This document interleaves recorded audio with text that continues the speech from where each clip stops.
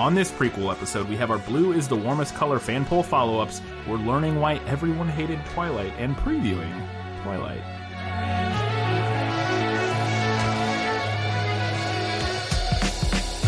Hello and welcome back to this Film is Lit podcast where we talk about movies that are based on books. It's a prequel episode. We skipped our last one for certain reasons, but we're back to our regularly scheduled programming with our prequel episode 4. It has now been revealed. Twilight. The Twilight series is our summer series. Summer series, because 2020 is the gift that keeps on giving. Yep. The Twilight series is just called the Twilight series, right? It doesn't have like another... the Twilight Saga. Twilight Saga, yeah. Yes. But it doesn't have like a... It's not like A Song of Ice and Fire. And no, then, I don't think so. Twilight's the first book. I don't think so. I didn't think so either. I thought it was called, the Twilight Saga. So, okay. That's what we're going to be talking about for the foreseeable future. Like normal, we're going to do our some episodes in between. Mm-hmm. It's not just going to be back to back to back all Twilight because we have to have time to read them because some of these are longer books. Mm-hmm. Well, not long, but they're relatively long. They're pretty long, and they're especially for young adult literature. They're pretty long. Yeah, they're in some of the longer, longer Harry Potter books. Yeah. So, and about the same level of reading difficulty, I would say. They're not particularly difficult reads, but they are a little bit longer. So. Yeah. We're going to take some time to get to all of those, but first, we have our patron shoutouts. No new patrons this week, but we do have our Academy Award winners. All right, we have our Academy Award winner patrons. They're in a slightly different order this week because we sorted them slightly differently, but they are Alina Dolet-Kalova, Black Lives Matter. I assume that's the person who changes their name every week. Yeah. Because I don't recognize any of the other names here. Or I recognize the other names here. So Black Lives Matter, Eli Youngs, Gratch, Just Gratch, Mr. Nobody, and Shelby Says Black Lives and Trans Lives Matter. Second and thirded. Thank you, everybody who is supporting us on Patreon, especially our Academy Award-winning patrons. You all are the bestest, and we're really slamming through your recommendations. I think we're caught up. We have one? No, we're not caught up. We have several that are upcoming, but I have them all scheduled out. Fantastic. I thought we had one or two that we hadn't gotten to yet, but there's 3 in our upcoming. But a couple of them are people that have already requested ones, right? Yes. Potentially, yeah. So if you want to get in there, and if you're new Academy Award and you hadn't have a request yet, you can get in there and throw it in. We'll get to your stuff first, but we appreciate it. And yeah, that's the benefit you get for staying an Academy Award winning patron. You can keep throwing out them recommendations. We'll just keep doing them. Just keep on doing them. All right, let's go ahead and do our fan poll follow-ups for Blue is the Warmest Color. Yeah, well, that's just like your opinion, man. So we didn't have a huge turnout for this one. Yeah. I'm guessing not a lot of people have read the book. I'm guessing not a lot of people have read it, and I doubt even a ton of people have watched it. Yeah. It's, for one thing, it is on Netflix, but it is sort of an obscure, it's not a particularly, popular film. It is 3 hours long. 3 hours long. And it is a particularly, It's not like a popcorn kind of a watch. No, it's an arts film. It's an art film that is incredibly explicit at times. It's not everybody's cup of tea. Mm-hmm. So I get that not everybody's seen it. But no, and I anticipated that. But we did get a handful of votes. We had 5 votes on Twitter. 3 of them were for the book and 2 of them were for the movie. We didn't get any feedback from anybody. But that's fine. And then over on Facebook, we had 2 votes, both of which were for the book.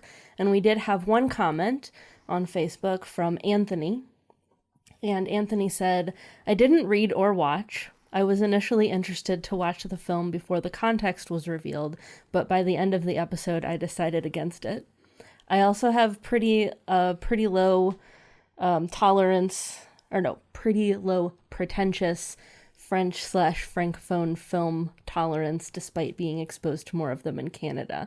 I think I might try to find an ebook version through my library's online catalog. I think that's a good idea. And then Anthony also said, because we did talk about this a little bit in our episode about how much we should take the director into account with this particular How much one. you can kill the artist. How much can you kill the artist here? Yeah. And Anthony said, death of the artist ends up being so context sensitive for me. I have a harder time ignoring the author if they're racist, turf, violent, etc. I can't treat it as carte blanche for the text. And I agree. Yeah. Death of the artist is an interesting lens for looking at a piece of media, but at the end of the day, that's really all it should be, is an interesting lens. Yeah.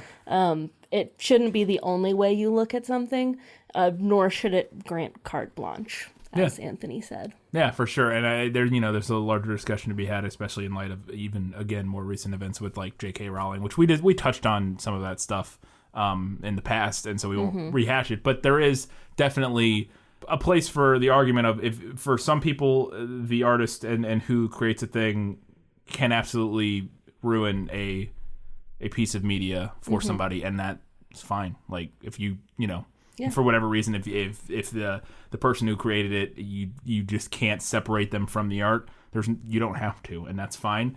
And I also think though that at the same time, this is the sentiment that we echoed about J.K. Rowling months ago, and Harry Potter, is that you don't have to, if you can't separate it, totally cool. But if you don't also have to necessarily let the artist steal the art from you. Yeah. You know what I mean? Right. It's a fine line to walk. And I think that's something that's best left to each individual person. Yeah, for sure. Yeah, it's however you feel about it. Like and definitely certain people in certain situations, it's a lot harder, I would imagine, to divorce the artist from the art in a way that they can still enjoy said piece of art. So totally get it. And I'm in agreement. I'm just kind of, expanding. Anyways, all right. That was it for our fan feedback. Thank you for everybody who voted and replied. Let's go ahead. We're learning. This is it. It's the Learning Things segment. Ooh, this is going to be interesting because I bet there are some people coming over from Good, Bad, or Bad, Bad who thought they knew what they were getting. Ooh, you thought. When you saw we were doing Twilight. Spoilers, you didn't know what you were getting. Because I co-signed this, by the way. This isn't... Katie wrote this section, and I'll chime in, but I do co-sign this. And, well, let's get into it and do our Learning Things segment. Why did everyone hate Twilight? No matter what anybody tells you, words and ideas can change the world. All right. Journey with me, if you will, back to the late 2000s, early 2010s. My Chemical Romance, still together. Obama. Hey, they're back together. I know they're back together now, but they weren't there for a good while. Yeah. It's the only good thing that happened in 2020. Recently elected to his first term. Shutter shades are the height of fashion. Journey back with me. I don't know if that's true. The other two are true. They had a moment. They had quite the moment. All right, yeah. There. So the first Twilight book was released in 2005 and the last in 2008. She really churned those out. It's only 3 books, she really right? did. It's 4 books. 4 books. That's and they're pretty long quick. books. Yeah. Oh, she churned them every year. Yeah. Wow. All right. The first movie came out a little bit later in 2008 than the last book did, and then the final movie installment came out in 2012. And during that 7-year span, a huge number of people fell in love with the Twilight Saga. Yeah, it was a big craze. A possibly even larger number fell in love with hating it. Absolutely true. Yes. Now, a quick disclaimer here, on top of Brian's already kind of disclaimer. This is going to be less of a learning things segment and more of a just letting you know how this is going to go segment. Our Twilight Saga episodes are not going to be the Dunk on Twilight hour. We'll be critical of it where we need to be, and yes, that is a lot of places, but shitting on Twilight for the sake of shitting on Twilight is tired. It's not 2012 anymore. No. I don't think we shit on anything for the sake of shitting on it. No, we absolutely don't. And yeah, and I think that's obviously. I think people would have kind of come to expect that anyways. But in particular, regardless of what it is, there's nothing that we go into looking That's not what the show is. Just dunk on. Yeah, thing, that's not what we're about here. No. Now, there are a lot of reasons to dislike Twilight. Some of the more critically thought out criticisms include it romanticizes unhealthy, possibly even abusive relationships. It pushes a very traditional gender normative perspective, especially in regard to the central romance. There's a large lack of diversity, with the exception of the Quileute, I think is how it's pronounced, tribe. Although whether or not that representation is positive is very largely up for debate. Yes. Twilight also has a clear religious/conservative theme that, within the context of the story, is arguably very toxic, especially in the later books. And another criticism is that it's not particularly well written, especially with regard to pacing, character development, and the ever elusive show don't tell. Yeah.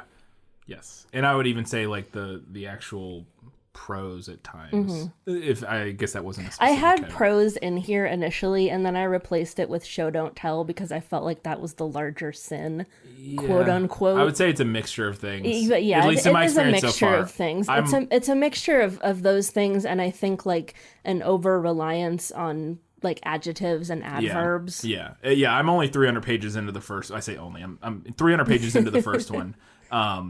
So, but I would add maybe prose, which ties into show don't tell, but I think it's slightly different and some word choice and just that, just writing style overall. But yeah. Now, I'm not here to tell you that none of those criticisms matter or that they aren't a big deal. They do. They are. And they are all things that we are very much planning on discussing during this summer series. However, there are two pretty important things to note as we move forward with any kind of critique of Twilight. One is that Twilight took an overwhelming amount of flack for exhibiting flaws that arguably a lot, if not most, of other media also suffers from. I don't think it's a stretch to say that the majority of romances and romantic comedies also glorify unhealthy relationships and traditional gender roles. Look at any sitcom pretty much ever. Yeah. Yeah. Most media also lacks diversity. It's not right. It's not cool. But it's real. Yeah. Most of it lacks diversity. And especially in the time period up till when, 2000, when these books were coming out. Yeah. So.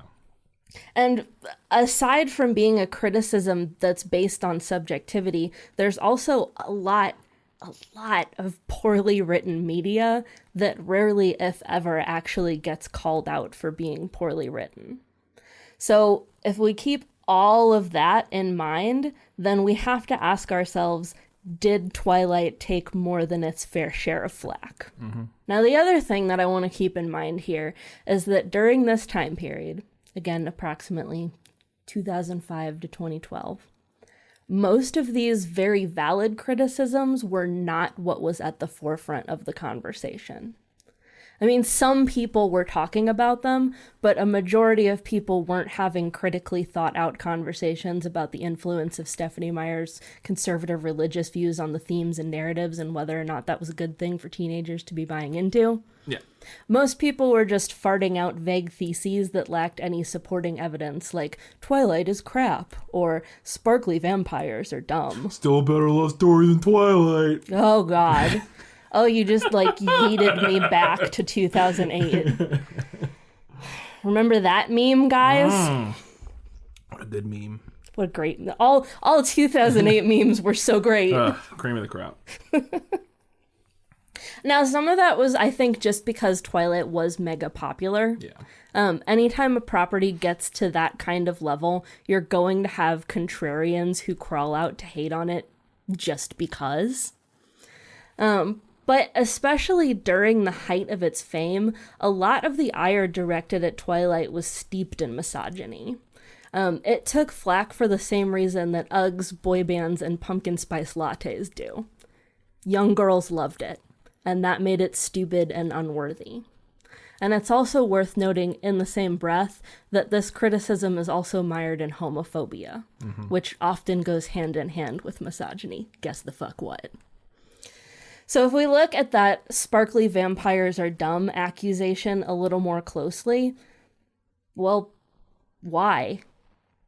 I mean, why does it matter if the completely fictional creature that has no basis in reality has sparkly skin? Why does that matter? Could it be because sparkles are something you associate with girliness? Does the sparkliness detract from the manliness of the vampire, which is hilarious for a lot of reasons, but therefore making it quote-unquote gay? When you boil it down, there's not really a good reason to be hating on that aspect of the story. It is, like I said, steeped in misogyny, steeped in homophobia. I mean, I remember all the memes and stuff. And I don't want to go into it a lot here because we'll get into it, obviously, in the episode when we talk about it, because I have more to say, including potential ideas for, I think, places that could have gotten avenues that could have taken the sparkly vampire thing to an even more interesting place. But upon reading it this time, I find it not stupid at all.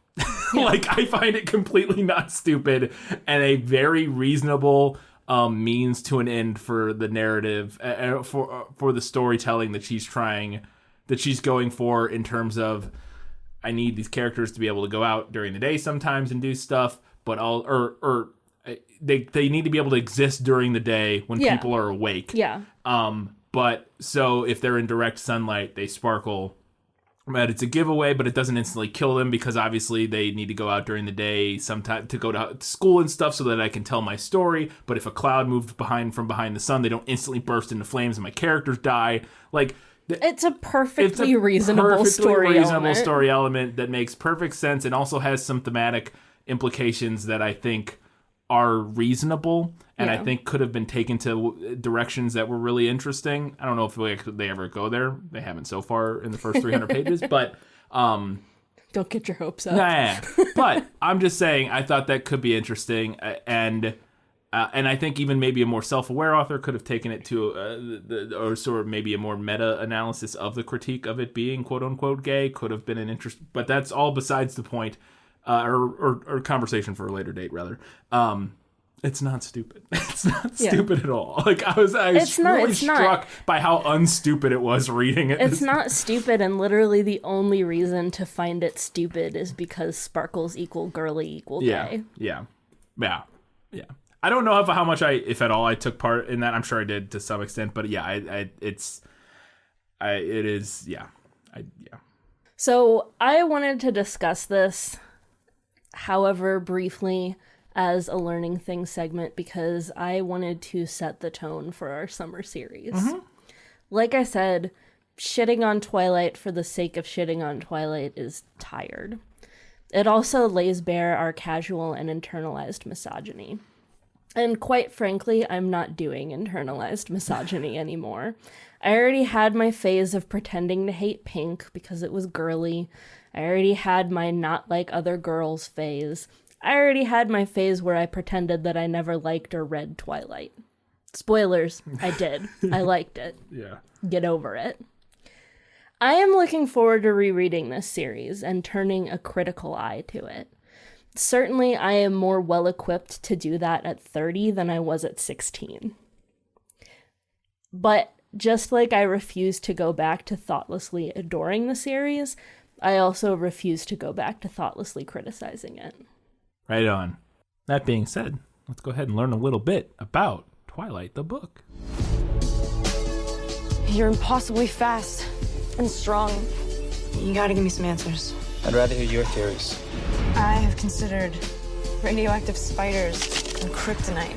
It's all superhero stuff, right? What if I'm not the hero? What if I'm the bad guy? All right, Twilight the book. I really tried to distill this down because there was just so much stuff I could have talked about. But Twilight is a 2005 young adult vampire romance novel by a one Stephanie Meyer. Meyer claims that the idea for Twilight, the initial little idea nugget, actually came to her in a dream. Wow. In June of 2003.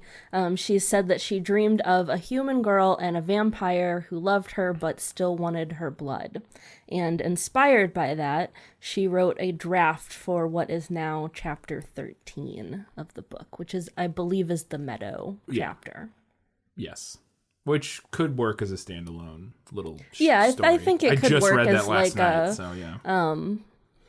Like an aesthetic kind of, like not something that has a whole lot of plot to it, but like a kind of aesthetic short story. I think it just works as like a standalone short story where you and that you sort of figure out what the nature of these two's relationship is. Yeah, you don't need like a whole lot of backstory or anything. And then you realize, especially because we're so steeped in vampire lore and like we know what vampires are, it becomes very clear over the course of the chapter what the nature of this character is, and I think it works as a standalone story. Yeah, I think it would totally work. I was going to comment and say, though, surely, I mean, she says it came to her in a dream, and sure, but also surely, like, this isn't the first story to do the monster boyfriend. Oh, not by a long shot. I know. No. I'm just saying, like, the vampire and the girl who he loves, but also wants to eat her, surely has several iterations previous to this. So and when we talked a little bit about, if you go back to our prequel to Interview with the Vampire, we talked a bit in that prequel about kind of the evolution of the vampire.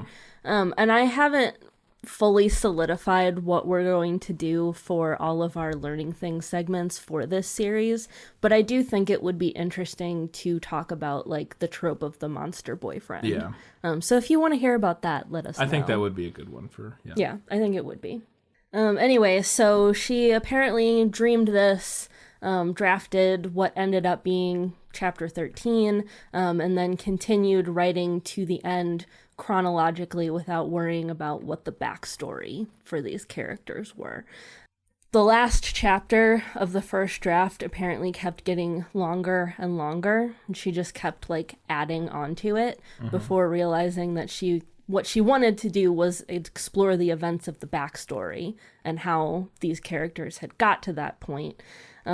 So she apparently planned to write like a 5 to 6 chapter backstory, and then instead that turned into 12 chapters by the time she was finishing with it. And supposedly then in a matter of 3 months, she had completed the entire novel. Wow. I know. Pretty quick. Nothing but time on her hands. Yeah, apparently. Now, supposedly, she has said that she was just writing this for her own enjoyment without thinking of ever publishing it. However, she let her sister read it, and her sister really liked it and encouraged her to send the manuscript out into the world. So at this point, the story goes that Stephenie Meyer wrote 15 inquiry letters that she sent out. 5 of them went unanswered, 9 were rejections, and the last was a positive response from Writer's House. So she had sent these letters. This is where I feel like the universe intervened a little bit here to give us Twilight. We were granted Twilight by the universe. So she sent out these letters asking if publishers would be interested in a 130,000 word manuscript about teenage vampires. And what happened was there was an inexperienced assistant at Writer's House who was not aware that young adult literature is meant to cap out at around 60,000 words, and sent her a positive response. Due to that error, the actual agent, Jody Reamer, ended up reading the manuscript and then signed Myers as a client. So, thus the story goes, anyway. A little bit more about the process of publication. The first drafts of the book were actually titled Forks instead of Twilight. That was the publisher that requested the title change wisely, I think. I don't know if this would have done as well if it had been called Forks. Probably not. It's Twilight, kind of a misleading title. I don't know if it's misleading. I get why it would be titled that, but I think there's definitely more of a sexy mystery to the title of Twilight than Forks.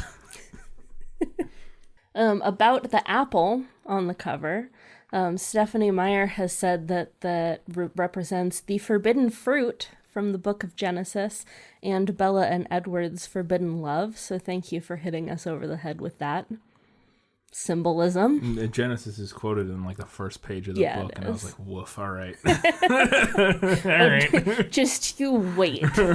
Just you wait, my friend. Myers has been quoted as saying, "It asks if you are going to bite in and discover the frightening possibilities around you, or refuse and stay safe in the comfortable world you know." So I have a hot take that it's not any of that. It's just Edward handing her the apple in the cafeteria in that one scene where he gets lunch and hands her an apple. And that's Edward's hands. Yeah, we've now headcanoned that it's Edward's hands. It's Edward's very smooth. I mean, look how pale and they're very white pale and smooth. They have very They're long very marbly. fingers. Yeah. Slightly feminine, but Long that and doesn't elegant. rule out Edward. I think they're Edward's hands. That's my headcanon. Handing her an apple awkwardly with two hands like a weirdo, which would make sense. I mean, chuckling as he does it. You have an apple.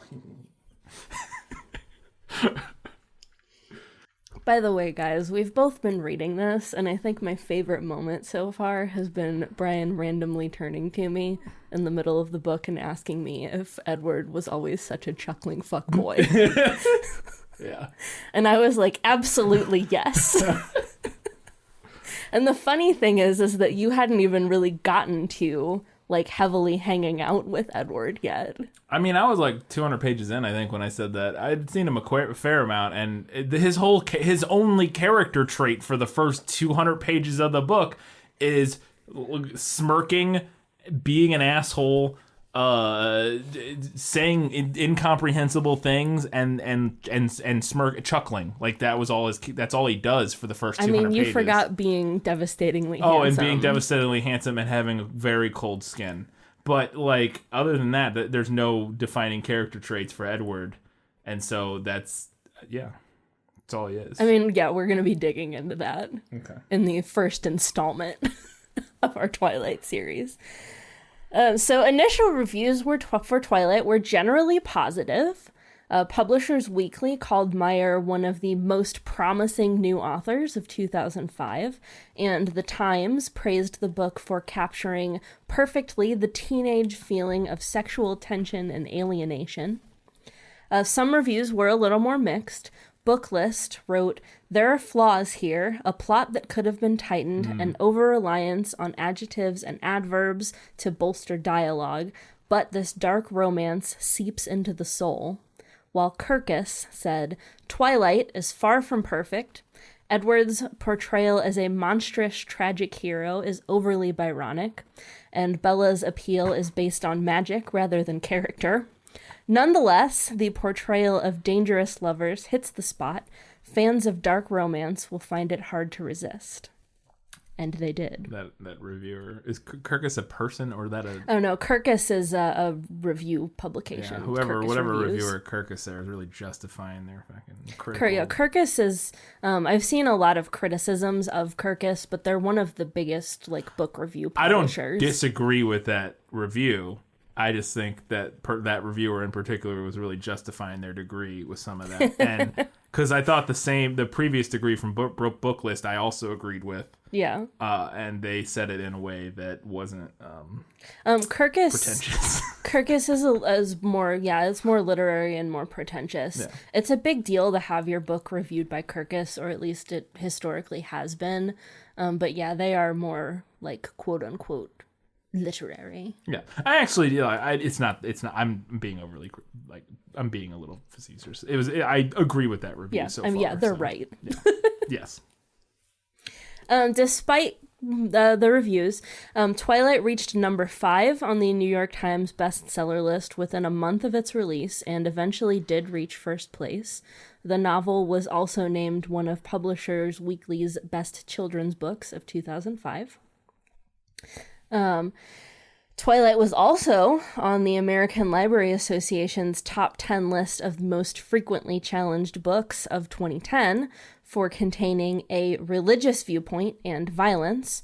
The Twilight series was on the same list in 2009 for being, quote, sexually explicit, unsuited to age group, and having a religious viewpoint. I would really be interested to see what the, quote unquote, having a religious viewpoint means. Like, what the person filing that would have been saying. Like, because normally, the people who go out of their way to challenge books being in libraries aren't typically people. Normally, they would agree with her religious viewpoints. Yes, who would agree with her religious viewpoint. So I would be interested to see if it's people who like didn't get it, which would make total sense to me. If you're just like vampires, it's dark, it's demons. There's demons in that book, like yeah, maybe. You know what I mean. And so, or if they really do mean like people who read it and like understood like the underlying thematic message about like purity and like all this like weird baggage of her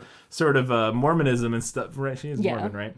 And then challenged it on that grounds. That would be interesting. I would find that hard to believe because again, those I'm being being biased, but the people who look, people like me, big old secular progressive atheists, don't normally go around challenging books from being in libraries.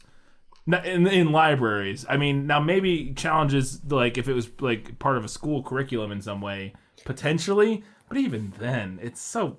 Yeah, I read Paradise Lost and like what I don't buy that at all. It's not. It's the symbolism and the religion in the book isn't at least so far, and again maybe later, but is so nebulous at least to some extent that I would find it hard to believe that that a child reading it would be any sort of indoctrinated.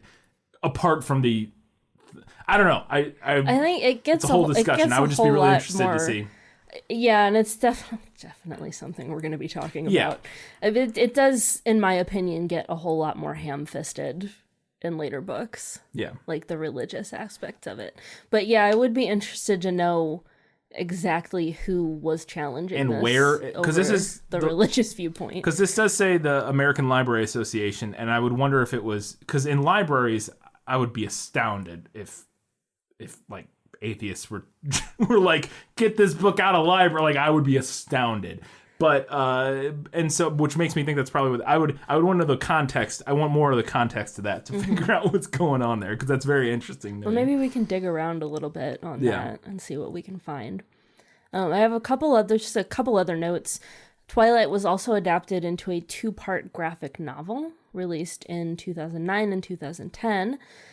In 2015, in honor of the novel's 10th anniversary, Stephanie Meyer announced a new gender-swapped version of it, titled Life and Death, Twilight Reimagined, with characters Beau and Edith.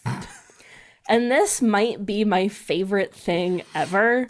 I just really love that she wrote her own gender-bent fanfic of her own novel. I guess it's because I've been Googling Twilight stuff recently. I got a YouTube recommendation. I don't even remember what YouTuber it was. So I can't say if it was a YouTuber I agree with or not, in general. But they were reviewing that particular, and I didn't realize it was written by Stephanie Meyer. Yeah. I thought it was like they were like talking about a fanfic or something. And I was like, oh. She went ahead and wrote her own. Yeah. And I mean, more power to her, I guess. I've never read that one. I feel kind of like maybe I should. I feel like I would maybe enjoy that. It would be interesting. I wonder if if she took that opportunity to address any of the other criticisms of, you know what I mean? Yeah. If you're rewriting it, my guess would be probably no. Probably no, but I would wonder if but maybe you wonder. Go back and maybe edit a little bit of stuff down here and there, or swap around some adjectives. I don't know. I'm just wondering, like, if she would have taken that opportunity. I just want to know if Edith chuckles as much as Edward. That's what I mean. Like, does she literally just do a find and replace on Edward and swap out, like, or did she? Like, or is it like a wholly different thing? Like, I don't know. Now I'm gonna have to get my hands on a copy of this. That could be a good patron. Only. All right, patrons, let us know if you want to hear our take on Twilight Reimagined with Bo and Edith. We'd have to do that a little bit down the road after we're actually done with Twilight. Yeah. So. No, yeah, I would want to read the whole series before we went and revisited that. Another thing we could do, because I know how much you love Edward. Oh, yeah. The companion novel, Midnight Sun, which retells Twilight from Edward's point of view. Oh no. Is actually set to be released August 4th, 2020. Oh. Because as I said, 2020 is the gift that keeps on giving. That is also a mere 6 days before my birthday. Why would... Did she write it? Yeah. A little bit about Midnight Sun. This is not in my notes, but she was actually writing Midnight Sun like forever ago, like in like 2007, 2008, and it got leaked. It sounds like the first couple chapters of it got leaked, and she basically like threw a fit and shut the whole thing down and like refused to release any more of it. Whoever that leaker was trying to do the world a service. But now it's coming out. No. It's being released. You don't have to read that one. If thank you. If we want to do something about Midnight Sun, I'm happy to read it and just punish myself a little bit more. It's fine. Edward is the worst character. I don't know. Now I feel like we're just dunking on it a little bit. But I'm not dunking on it as a whole. I'm dunking on Edward as a character. But I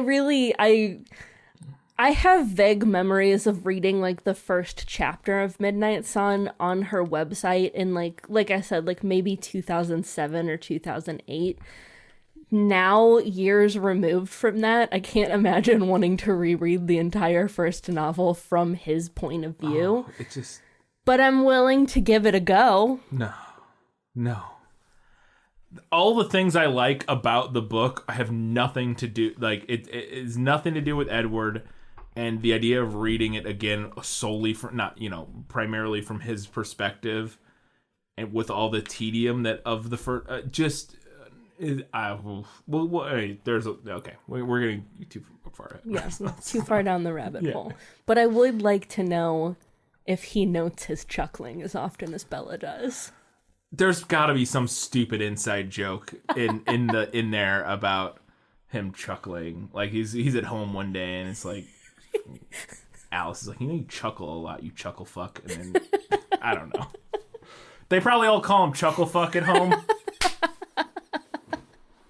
I bet they all call him Chuckle Fuck. Chuckle Fuck Boy. That's what I'm going to call him.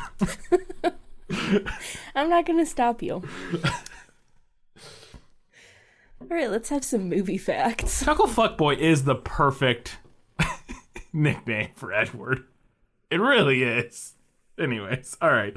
Twilight movie facts. I know what you are. Your skin is pale white and ice cold. You don't go out into the sunlight. Say it out loud. Say it. Vampire. Are you afraid? No. This isn't real. This kind of stuff just doesn't exist. It does in my world. Twilight the film is a 2008 movie directed by Catherine Hardwicke, most known for 13, Lords of Dogtown, and most recently Miss Bala, which I believe had very mixed reviews.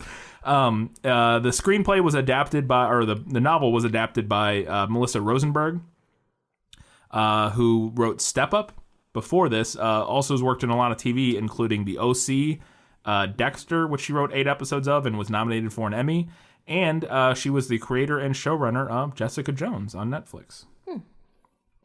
The film stars Kristen Stewart and Robert Pattinson, obviously. And then secondary cast is a bunch of people. Yeah. Most of whom you actually aren't in a lot of other like big stuff. Mm-hmm. There's your Anna Kendricks and people like that. But there's a lot of people, and Taylor Lautner's, but there's a lot of people who weren't like, a lot of the Cullens and stuff aren't like big name actors and that sort of thing. But I have some other notes about them. It was originally opted by Paramount, by Paramount's MTV Films section in 2004, which was like one of their smaller studios within Paramount, and obviously MTV Films would make a lot of sense.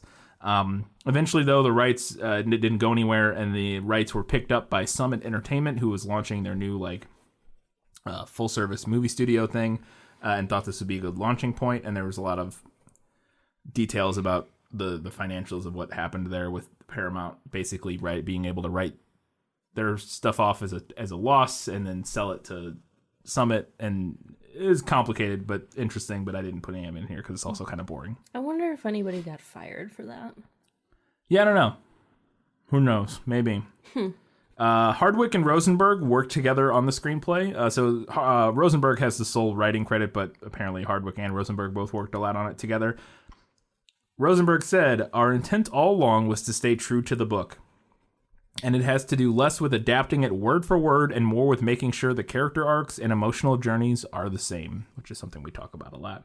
Hardwick apparently is the one who suggested you use a voiceover from Bella to convey her internal dialogue, because you're getting a lot of what Bella was thinking in the book, and that can be tough to translate.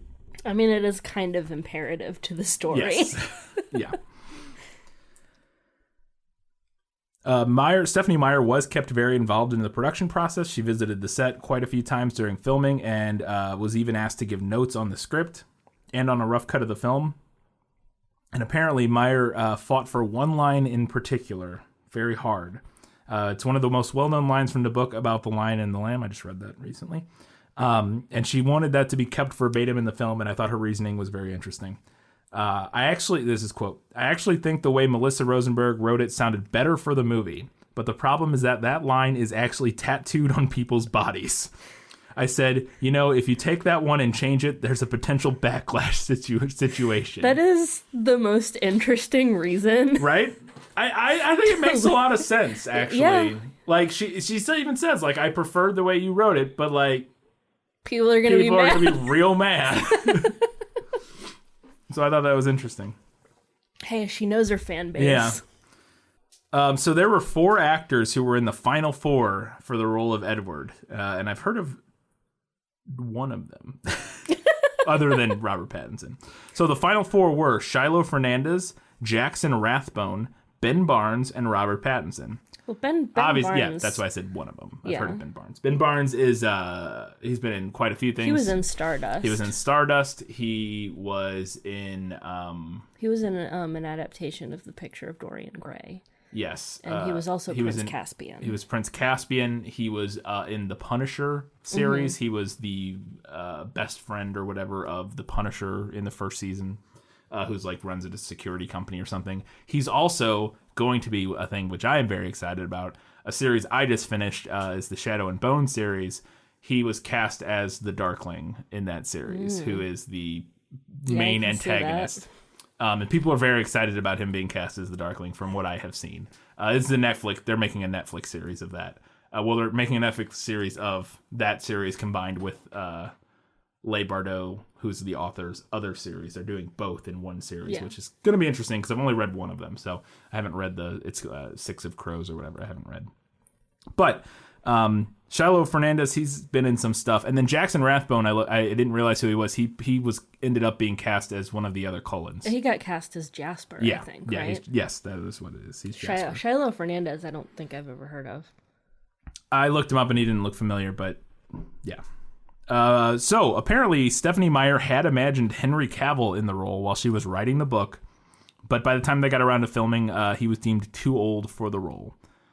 We talked about this a little bit before we recorded, and I thought it was strange because I couldn't figure out what he would have been in at that point for her to know him from, but we realized it was probably this is the Count of Monte Cristo. The Count of Monte Cristo, where he's in his he's in period 18th dress century and garb and stuff, looking very kind of vampiric. Yeah, he's very pale and he's in his 18th century clothing, and it totally he reminds me, you get a very Interview with a Vampire kind of vibe from it. Yeah. So if that's what she saw him in, I could totally see why she would, while she was writing, couldn't think about him as in that role.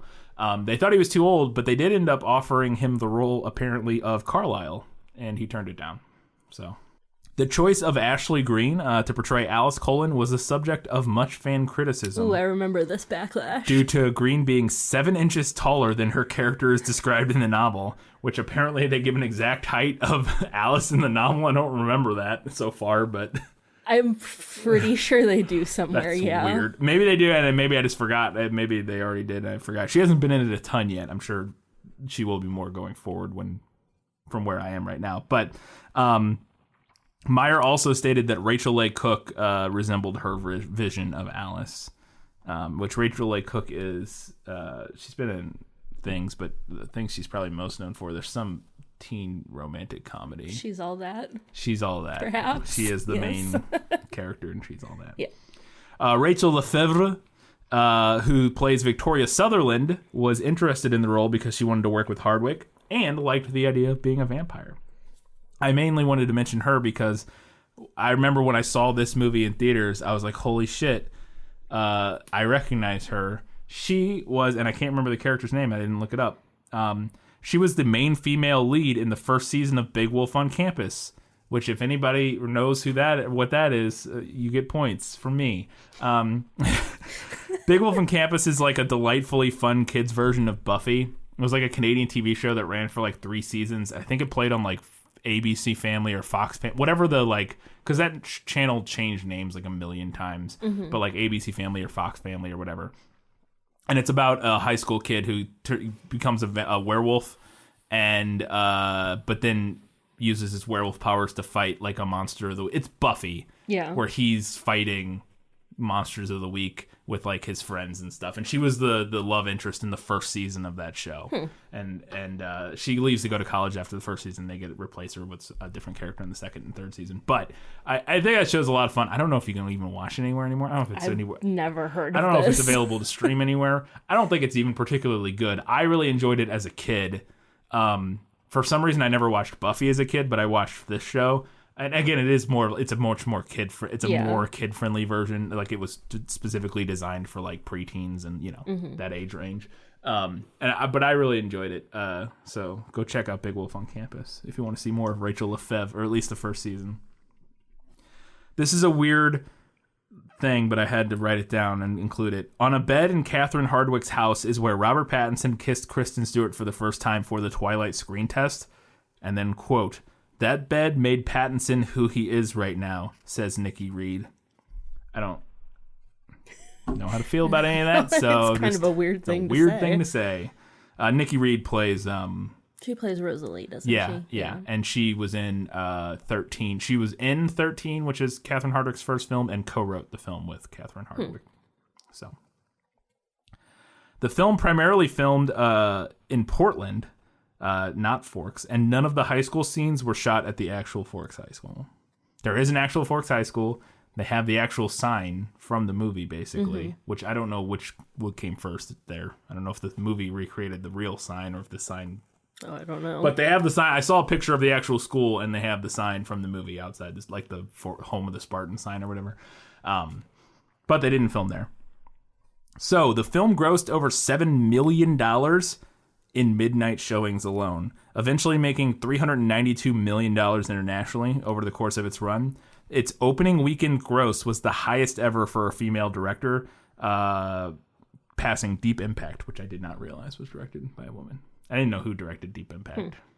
I would have assumed it was like Roland Emmerich. I would have assumed it was Roland Emmerich. But anyways. And so, finally, the critical reception. Based on 219 reviews on Rotten Tomatoes, the film is at 49% fresh. The critical consensus reads, "Having lost much of its bite transitioning to the big screen, Twilight will please its devoted fans but do little for the uninitiated." Entertainment Weekly gave the film a B rating, and Owen Gleiberman praised Hardwicke's direction. She has reconjured Meyer's novel as a cloudburst mood piece filled with stormy skies, rippling hormones, and understated visual effects. Rippling hormones is a hell of a phrase. Yep. There was a lot of mixed reviews. I remember, so I saw this movie when it came out in theaters because people I was friends with in high school at the time were big fans of the series, or of the books. And I remembered being like, yeah, that was fine. Like, not hating, like, the movie. I thought it was fine. I was like, it's fun. It was fine. I'll be interested to see now, having read the book. And I don't think I saw any of the sequels. Ever. And I have not read any of the books until now. So I will be interested to see how I feel about it after reading the book and then going back and watching it. Yeah, right around the time the first movie came out was about when I started to lose interest in the series. Yeah. I know I saw the first one. I'm pretty sure I saw the second one. I don't think I saw any of the rest. I know some of the things that, like the meme things that happen in later movies. Yeah. But I don't know any of the connectivity or any of the connecting tissue or anything. So that'll be interesting. Like, I've seen the baby and stuff, but I don't know anything about where that baby comes from or why. Interesting for you to connect those cultural dots. Yeah, I know the baby. I know the thing about the battle in the last one that's like really crazy and weird, at least in the movie. But I don't know if that's from the book or... anyways, so that'll be really interesting. But those are like the two things I know. The weird looking baby and the battle that's not a battle, but is. Yeah, I'm excited. I'm looking forward to this whole series. I think it'll be a lot of fun. We're still working out if we're going to have any special guests for any segments or anything. We may not. But regardless, it'll be... What we do have, which I think will be interesting, is somebody who read all the books and was a fan versus somebody reading them for the first time, which I think is an interesting dynamic that we haven't had. No, ever. Yeah, we haven't had that. That's a dynamic that hasn't been on the show. We've had both diehard fans and somebody, we've had somebody who did read and didn't. We've had both diehard fans. We've had all that stuff, but we've never had first time reading, long time fan. So we'll see how it goes. Should be fun. That's going to do it for this episode. You can tune back in. These aren't available to stream anywhere. We're going to start doing this in these, and unfortunately, none of the Twilight movies are available anywhere. At least nowhere like that most people have. Yeah. I think, was it on HBO? Did we look up? I think it might have been on HBO Max or something. I didn't look on HBO. I could have swore that it might be available on like the HBO, if you have the HBO streaming service. I could be wrong about that. I think they air semi-frequently on Freeform. Yes, they do. So if you have like access to Freeform, you might be able to like set them to record. Yeah, that's actually how if you have like an old school DVR, or if you have YouTube TV or some other like live streaming TV service, we have YouTube TV and we were able to record them. Everyone but the first one. Yeah, which we'll figure out. Which I'm not at all salty about. Yeah. If your libraries are back open, go check them out safely as you can. Maybe they'll have some copies. I'm sure they'll have copies of Twilight. Yeah. So a lot of libraries are doing like curbside pickup. So yeah. Just check in with your local. Check in with your local library. You can probably find a copy. And if not, like I said, I think I could be wrong, but I want to say maybe HBO or something had it. You can find it somewhere. They're also probably available to rent for like $3 on Amazon if you can't find it anywhere else. So, until next week, 1 week's time, when we're talking about the very first in the Twilight Saga, Twilight. Until that time, guys, gals, non-binary, and everybody else. Keep reading books. Keep watching movies. And keep being awesome.